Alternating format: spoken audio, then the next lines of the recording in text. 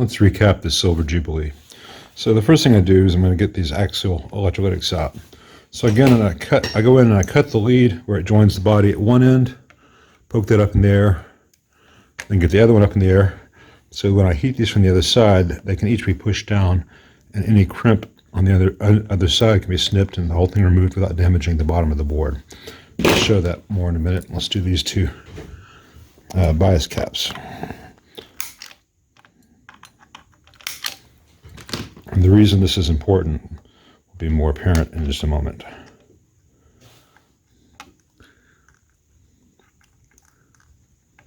I've already removed the nuts and all this, so this board should now just come right out. Okay, I've got the bias caps up in the air. What I'm going to do now is heat up this solder. Now this is old leaded solder from the late 80s, so this I don't have to add any flux or fresh solder to. If these were modern lead-free solder, I would have to work at a hotter temperature and either add some flux or add some fresh leaded solder using its flux. Now I've got those pulled out. Notice that they have little hooks in them. If I tried to pull those out from the other side, all these traces and pads would get damaged. I see that a lot. What I'll do on these big caps is I'll snip off that little hook where the leads are still attached to the capacitor. And then it'll come out the other side without any issue. If this were like a 68 Marshall or something like that, 72, whatever, I would save all the old parts and return them with the amp. Fortunately, while this is a desirable amp, no one seems to care about keeping 1987 capacitors. So, and I can just pull this out. It's a lot easier to do when there's not a tripod between me and where I'm working. But this doesn't damage the pad because there's no hook at the end to physically resist it coming out. All right, once I've got that,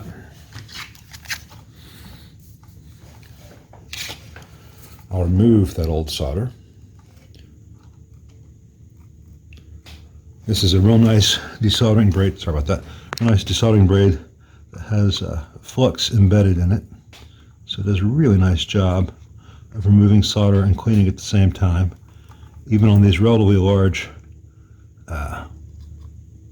ground planes on the board where there can be a lot of heat that gets absorbed by the amount of copper there. Okay, I've got two new 10 microfarad 100 volt caps that are going to go here and here, and I have measured the distance on the board. It's 0.95 inches. It's probably actually some equivalent millimeter measurement, but I will put the capacitor on this lead bender set to 0.95, line everything up so that when it's in place the value can be read and pre-bent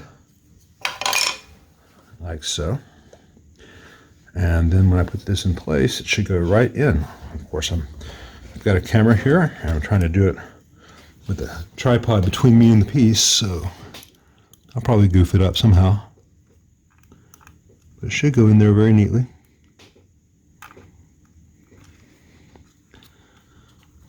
Without any tension or ugly bends. There it goes. Let me do the other one. All right, both of them in place. Now what I like to do, especially on bias caps or anything critical like this, is I will take the leads and do like that. And again, much easier to do when I don't have a tripod between me and the work.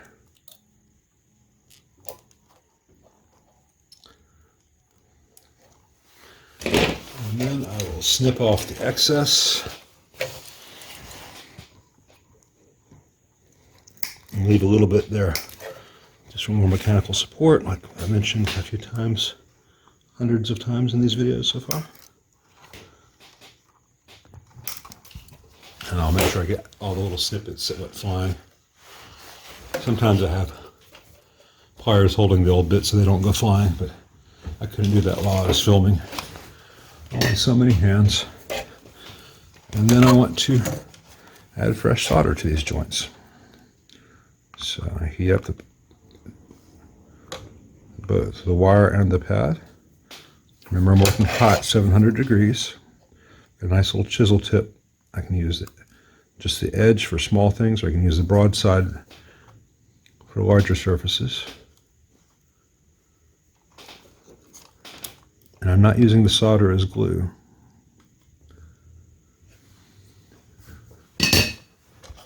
So that's the bias caps.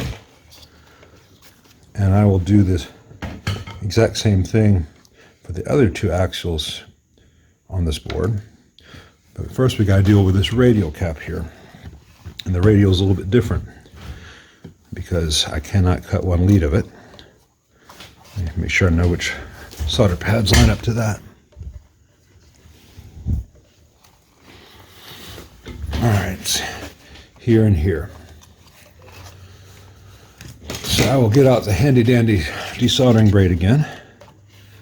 For some jobs you want a desoldering station. For this, it's a little bit overkill. Make sure I don't touch that wire next to it. I just want to get, sorry, it's really hard to do this with the camera there. You see it wicking up.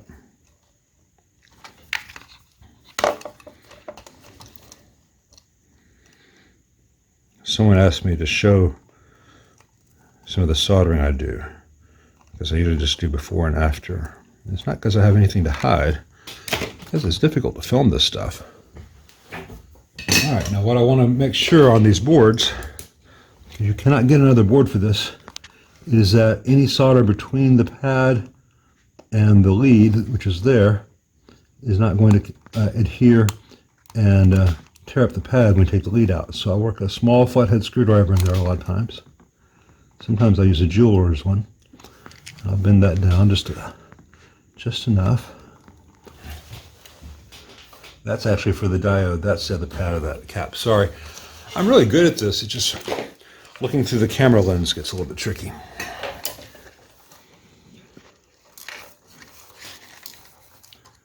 Because the camera, in this case my phone, is right where my head would normally be. And I've got an astigmatism. I would normally be looking at this very close without my glasses on so I can see it. I'm nearsighted with an astigmatism. There's the old cap. It's out. So let me put some fresh solder on that diode lead that I almost removed.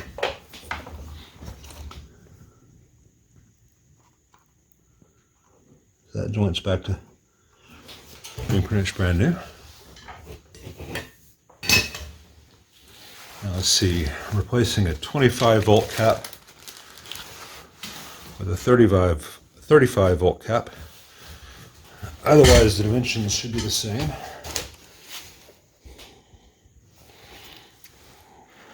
And the lead spacing, which is critical. And this were a larger cap with more mass. I would add some silicone to hold it in place. It's not an issue on this, but I'm going to do that to the side bend on each of them. Given the space I have to work with, I'm going to go horizontally on this one.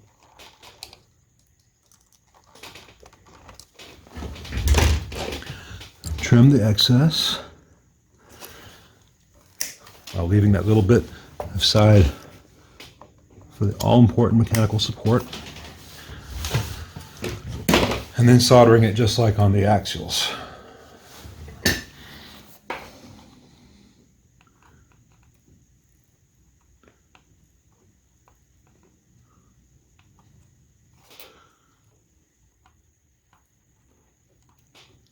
And then I want to look at it and make sure I don't have any excess flux added on the board. That looks good. If I had any excess, I'd remove it, but that's all clean. So let me do those other two axials, show you that after, and then we'll go to the big multi-section cans in this. Okay, change caps complete. Really hard to tell which cap's been changed when you look at the bottom. That's the goal. Before I put this board back in place, I'm looking for any discoloration due to heat, and I don't see any. And I'm looking for any broken solder joints, particularly on the pots and input jacks.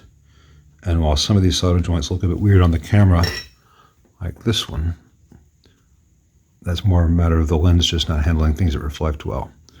But on this series and JCM 800s and JCM after 83 and JCM 900s, these pots often have fatigued solder joints, as does the input jack, so it's always worth checking. These look fine, so we put the board back in place. All right, it's time to do the main filter caps. And I already did this before I did the preamp board because I'm not an idiot, but you know, you want to verify before you do anything like this that there is no voltage stored on these caps. Let me show you a better way to do it. Measure from positive to negative, just in case you had a bad ground connection. That 0.6 volts, oh, you didn't see it, sorry. Anyway, trust me, it had 0.6 volts on it. That's nothing. I can get it even less than nothing. Good to go. Now, besides the old capacitors, there are two issues. I want to make sure that I don't, let me get the other pointer. Where'd it go? I think if you did a greatest hits of my videos, you'd probably get about a 45-minute long video just of where's my pointer. Now with the pointer, I want to make sure that when I disconnect these wires, the insulation doesn't melt.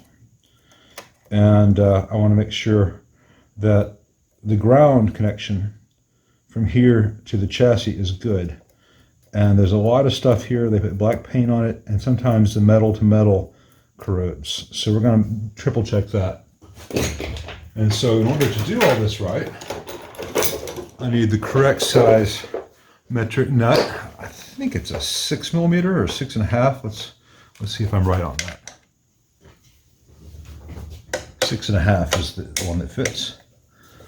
It'll be a little tricky on this one because that gets up there against the nut. I'm gonna get that out of the way. Just a little bit of black paint wedged up on that nut. So I'm gonna disconnect this ground first. That's looking like it just poked through. It doesn't look like it has any crimp to it.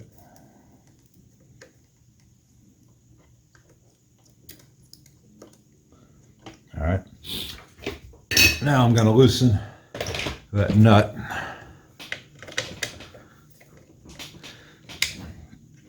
If I can. It's a little bit tricky to get this in here because of the black paint. All right.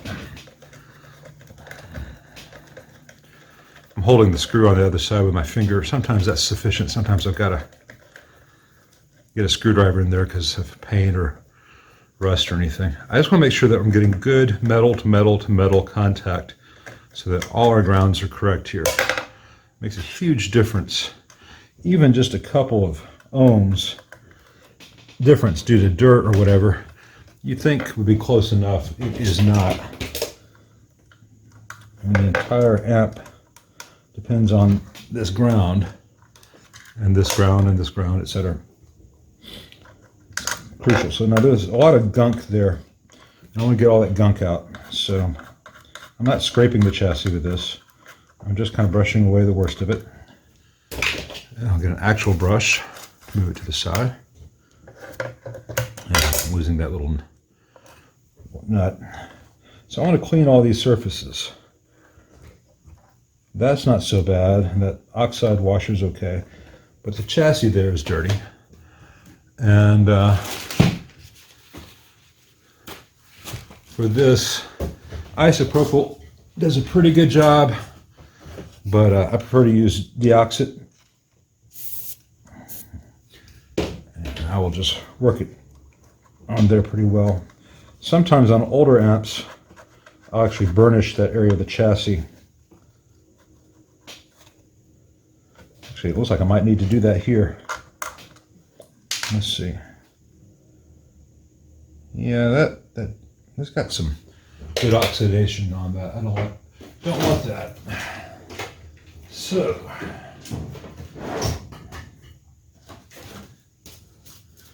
got some 800 grit wet dry sandpaper here. I'm going to take a little strip of this and fold it over so I can work in a small area. Just get that scuffed and clean as much as possible.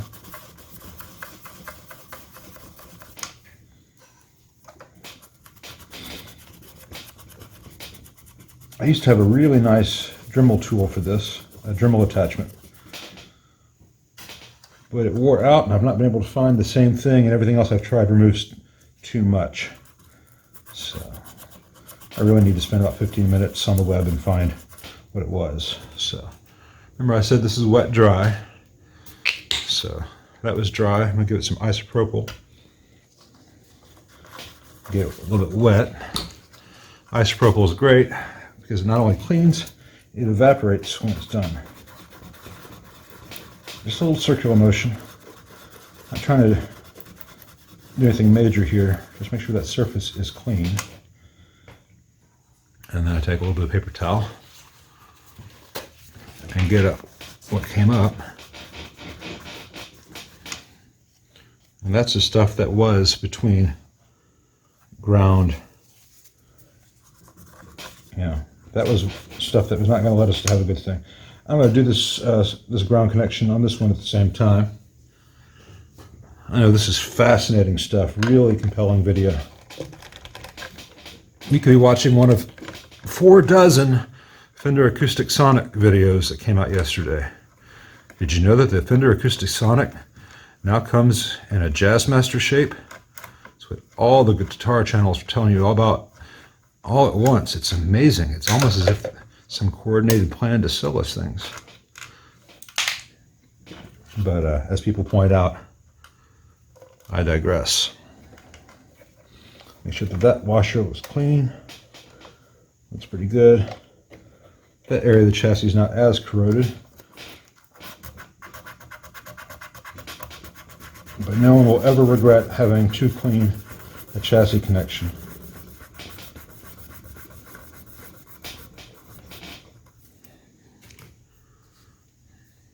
This cloth still got good stuff on it.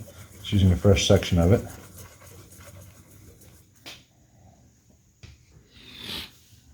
And while I have that out, I'm going to do this one as well. Can you see me by this one? Yeah, you can see it. Okay.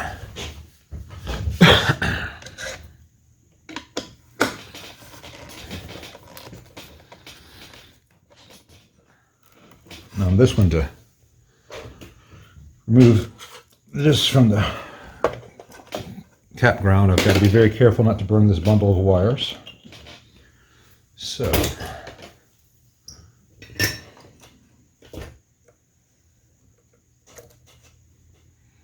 put that one right there. And the same stuff. All right. Before I do the rest of that, I'm going to remove the positive leads. So let's start with the blue and the yellow here.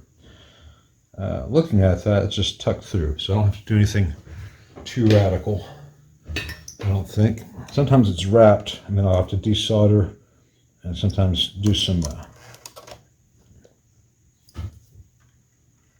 clamping of tools to dissipate heat so that the wire doesn't melt. I've got a little bit of slack here if I need to use it, so I'll move that to the side so I don't burn it by mistake.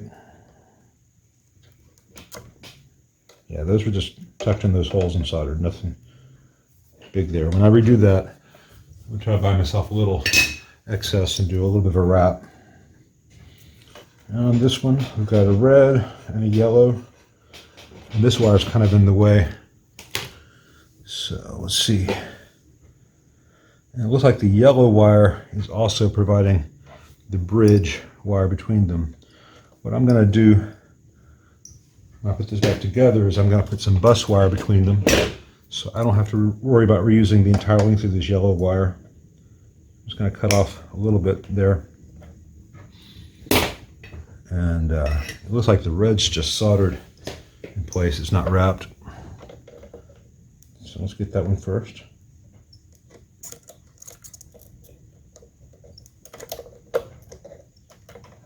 All right, no problem. A little bit of deformation there where it got hot. They did not use, I like to use wire with Teflon insulation. It doesn't melt like that. But I've got enough slack that I'll strip back that and get it right. The old wire held up to being soldered once, but asking it to be soldered more than once, and it's just, it says no thank you.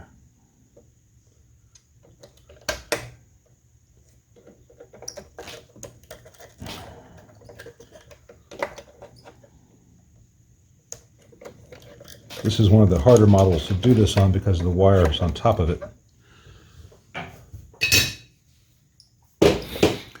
Okay, now all the old solder's out, and on this one I can get both screws from the side very easily on the clamps. On some of them they're on different sides or at weird angles and it can be difficult. This is going to be an easy one to do. So I'll just back those out until they come out. That one's almost out.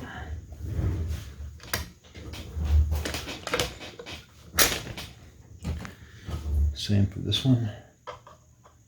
Marshall uses brass flathead screws, which are kind of the bane of my existence.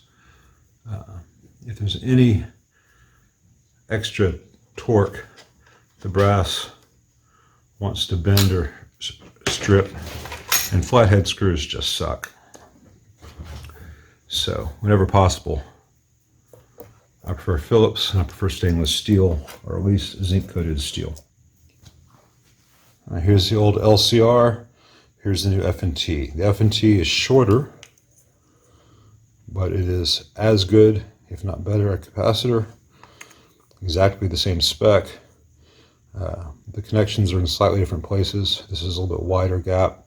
Sometimes that can be a pain in the butt with old Marshalls where the leads didn't have any slack, but there won't be a problem here. I'm going to do this one first, which means I'm going to put some bus wire across this before I put the cap in place. Just makes it a lot easier to reach. And let's see, 18.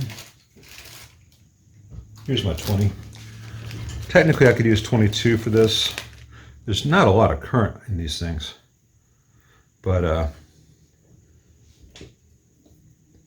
this 20 gauge will be more than sufficient and will be very rigid in a short span. The 22 would be electrically fine, but it's a little more flexible than I'd like for that. So I'm going to take the capacitor and the bus wire. Can you see this? Let me check the focus on this. That's almost good. Let's see if I can make that better. Okay, that's a little bit better. So I bend that there. Just kind of eyeballing this part. Bend that there. You see I've got plenty of excess. And then I'll do a partial wrap. It's much easier to do when the camera's not rolling.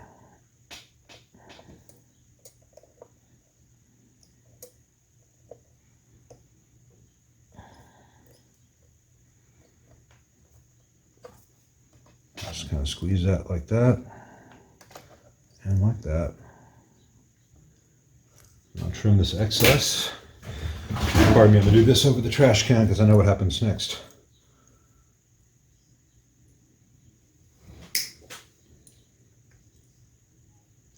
All those little bits of wire that go astray while doing this, I find them whenever I work barefoot.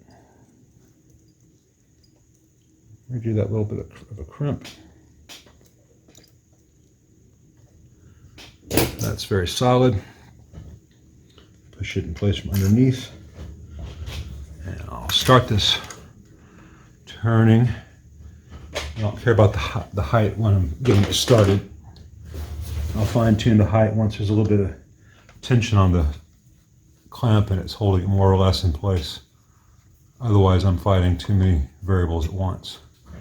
All right, so I want that negative aimed just to the side of where the ground connection actually will be. And I want this flush, maybe a little bit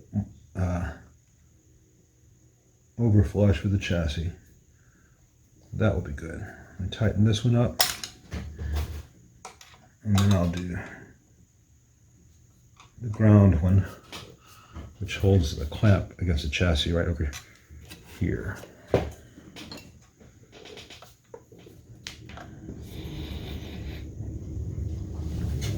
Okay, I decided I didn't like how short the wire was from this ground lug to here. I thought it was too much tension. So I'm replacing it with a bit of bus wire. Again, 20 gauge. 22 gauge electronically fine.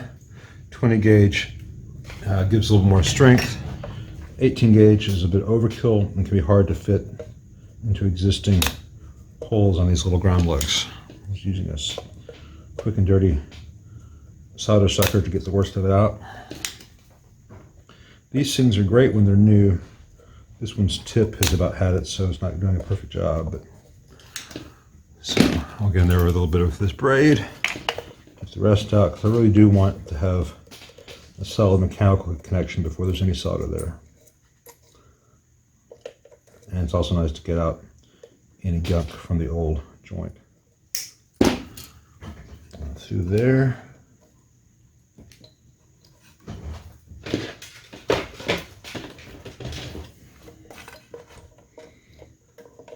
And it's the capacitor.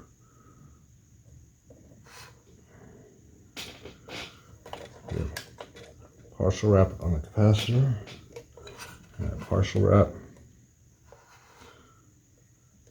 as the ground lug.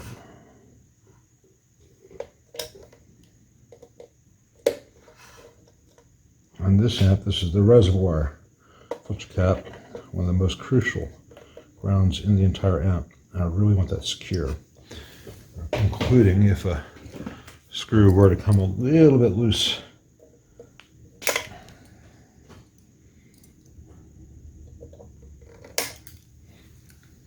Print those.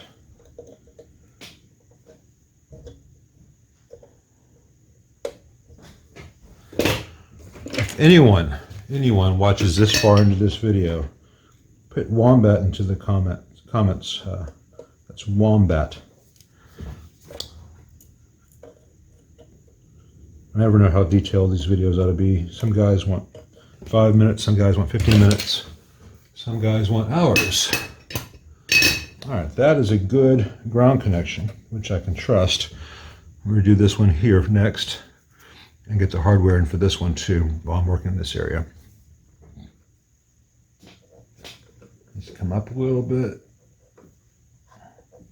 Match the other, and I want it exactly on the same axis as the other, which makes no difference electronically, but it just looks neat. And you know, if I'm thinking about keeping things looking neat, then I'm thinking about a lot of details. It keeps me focused on all these things that include the big things. I usually find that really good work also looks good. And if work doesn't look good, I usually find really big problems. It's not cosmetic obsession or OCD or anything. Let me straighten this stock bus wire out. It's long enough for me to reuse, that's good. Be careful once this stuff bends, it can get fragile. So doesn't have it enough for a full wrap, but I can do a very solid J hook on this.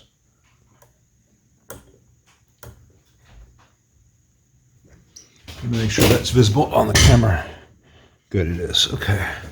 Sorry, my chair that I work out of is an old Aeron that I got from like a office business clearance thing. You know, when everyone in the world needed an Aeron chair in their office. to impress their clients. And then a lot of those companies in 2001 went out of business pretty precipitously.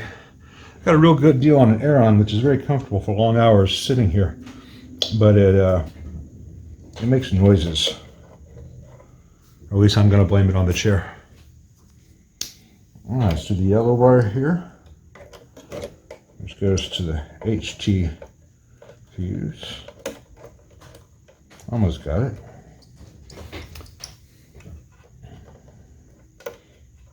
This would be a lot easier to work on if you weren't for this big bundle of wires in the way. Press it in there and do a J hook. I know you can't see this, but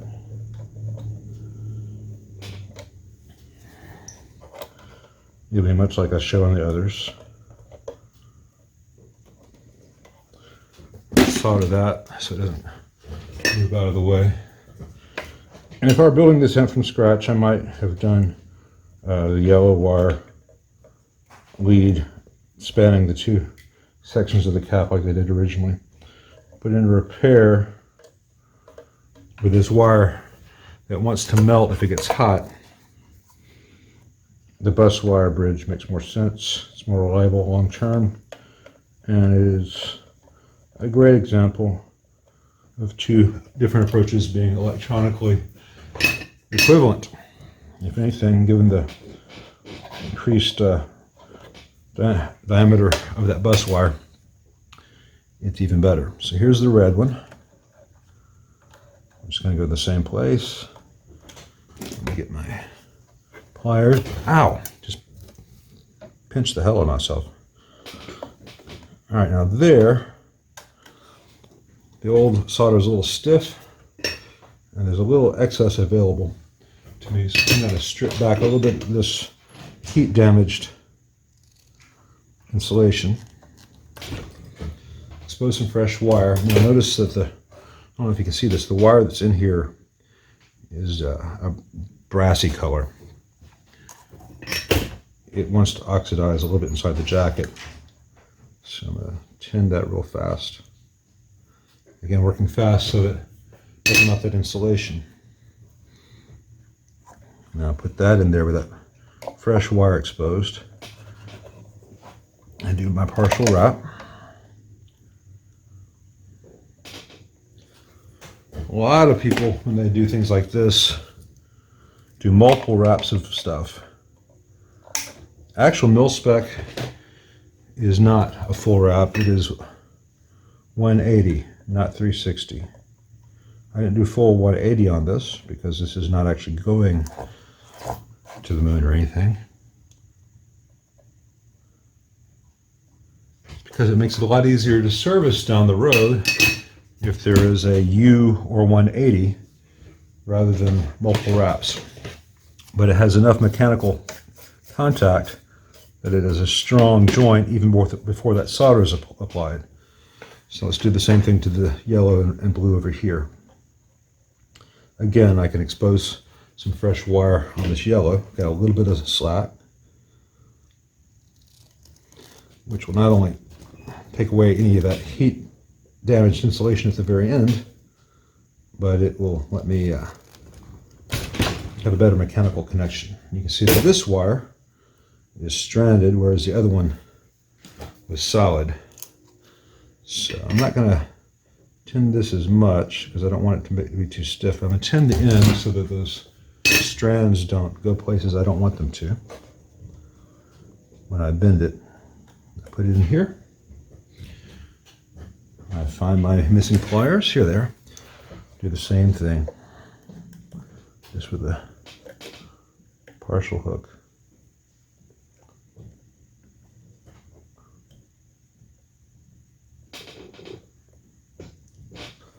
Now, I'll snip off this excess first because otherwise it'll melt its own insulation where it's touching itself. Get that little bit out. Let's see if I can solder this without the yellow wire melting. So I'm going to start here by tinning where it already has some, letting that flow. And then just a little bit more for good luck. All right, that's solid. And on the blue, once again, I've got some slack. I've got a good bit of slack. So I'm going to snip off this entire end right here where the heat changes to the insulation happened. And I'm going to strip that, and we're back to the solid. So I'm going to tend that a little bit.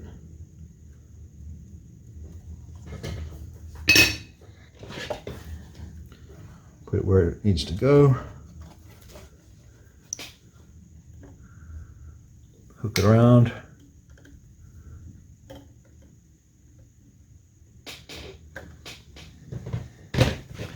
I feel like I'm taking forever to do this. Most of it's because I'm trying to think of all the things to show you guys and being aware of the filming. I usually do this about twice as fast. And if anyone's wondering, on these amps where I do videos, if it takes an extra 30 minutes to do the video or whatever, the client does not pay for that 30 minutes. Now you can see I had a little bit of solder fall off here. That happens. Didn't stick to anything because it was hot solder hitting a cold surface. I make sure to get these out. Oh, that's one way to get them out. All right, so now I've got 2 filter caps that have been changed here. Very reliable, solid connections. Very good grounds. Before I move on to the last one, make sure that these 2 bolts holding everything on at this end are tight. These serve no electronic function, but mechanical is important too. That's tight. That one was a little bit loose, now it's tight. All right. Next up is to do this one right here, which is the screen and the phase inverter and preamp node. I'm just going to show you the after on that. Well, with one exception, I have to remove these output jacks and loop jacks and stuff to be able to access it. But other than that, it's straightforward, just like the others. Again, so I'll get these jacks carefully to the side. I'll make sure that that ground connection is good, and then it'll be just like the others. At which point the amp will be totally recapped and it should sound fantastic. We'll rebias and then we'll play it and see what it sounds like. All right, I've got all the grids moved away from the black heater wires. That really helps. I may shorten some of these leads. Before I power it up and set the bias, make sure all the transformer mounting hardware is tight, which it is not.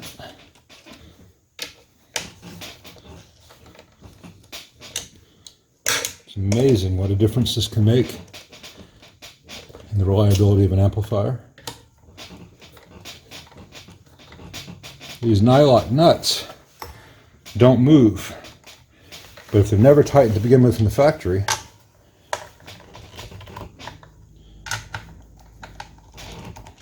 that one's tight.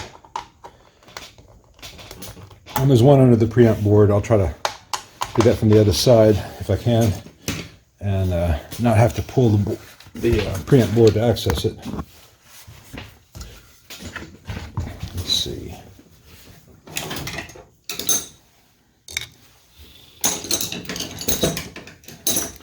Got a million screwdrivers.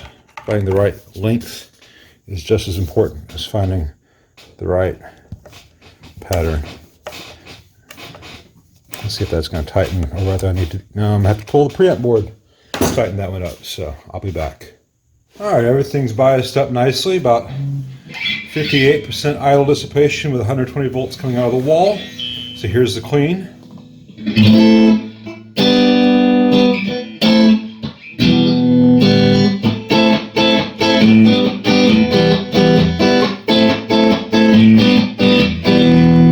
Rhythm clip.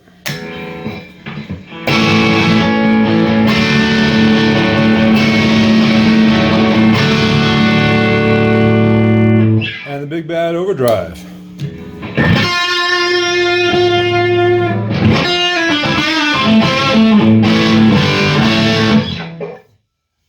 be cleaner and tighter once all these pots are tied to the chassis, and those little stray bits of noise will go away because everything will have a nice shield.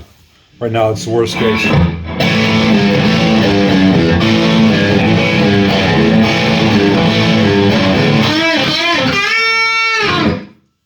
Alright, that's enough for now.